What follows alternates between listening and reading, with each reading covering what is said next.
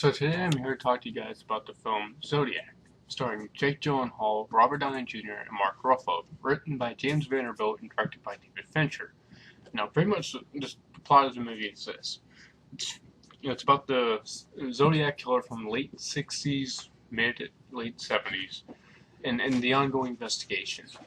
And it's about Robert Graysmith, played by Jake Gyllenhaal, his growing obsession with trying to figure out who this killer is, because he'll send in letters to the Tribune. I think it's like Chronicle or the Tribune or some shit. And he'll say things that pretty much taunting the police department. It's about him, Dave Tashi, played by Mark Ruffalo, the San Francisco Police Department, and Paul Avery, played by Robert Downey Jr. And when I saw this film for the first time, by the end of the movie, it stuck with me. It absolutely stuck with me. Those are usually the best kinds of movies. And it's not a horror movie, it's a thriller. It's a very suspenseful thriller. It doesn't rely on violence. It doesn't rely on blood or gore or any of that stuff. And I was afraid to sleep at night. I'm one of the rare few. Probably will call me a pussy for it, but whatever. It stuck with me. And I was in my mid-late teens, and this film is how I knew I wanted to be a screenwriter. Because James Vanderbilt's writing, the dialogue, the dynamics between the characters, it's all just amazing. I absolutely love this movie. And with everything from his... You guys will know James Vanderbilt as the writer of such films as The Amazing Spider-Man. He wrote the story for The Amazing Spider-Man 2. He didn't actually, do the screenplay. He just wrote the story. The Rundown, White House Down. He's a very talented writer, although a lot of his movies get pretty mixed reception.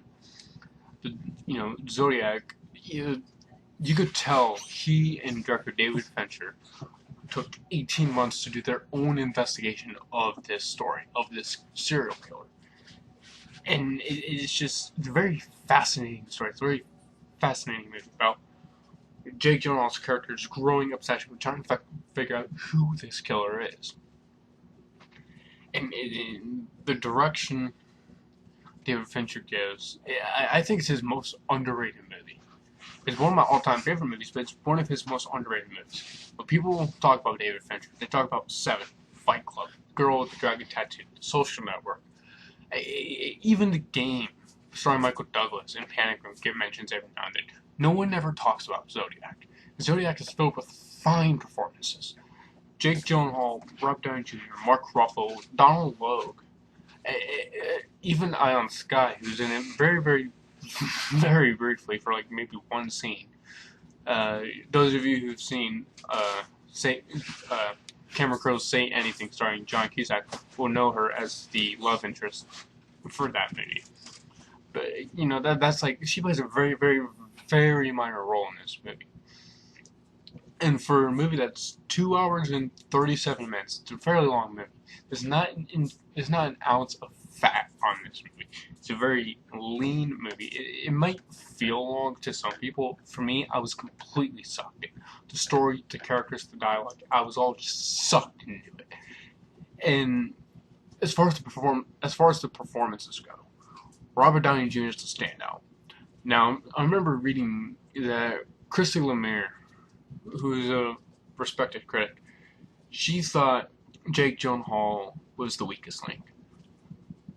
From a character standpoint, I can see it, but from a performance standpoint, it's not one of those. It's not one of his performances where he shines, and it's his movie, even though it's from his perspective.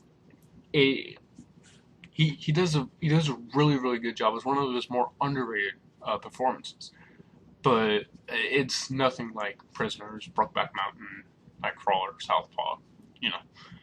Mark Ruffalo's great, and Robert Downey Jr. he's a standout. And the reason he's a standout is even though he doesn't get as much screen time as, say, Gyllenhaal, Logue, or Ruffalo, he makes the most of his scenes, and he really brings his A game. This is pre-Iron Man.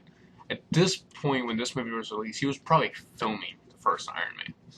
He does such a great job. He steals the show, and it's just everything.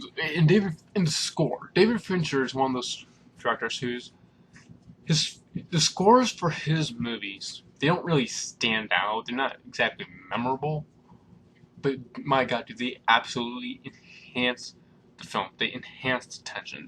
Whatever's going on screen, it enhances it, and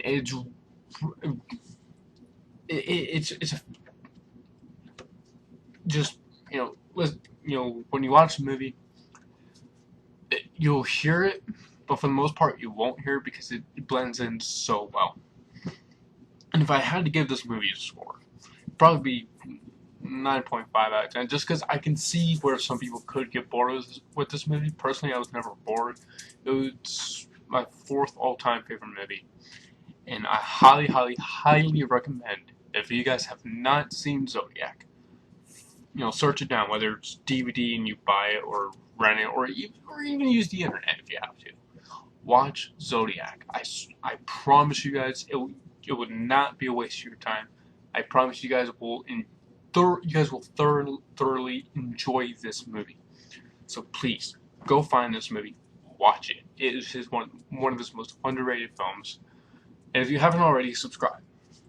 And I'll try to post a couple more videos by the end of the weekend for Monday. So subscribe, find Zodiac, watch it. That's your homework for the weekend, okay? And check out with you guys soon.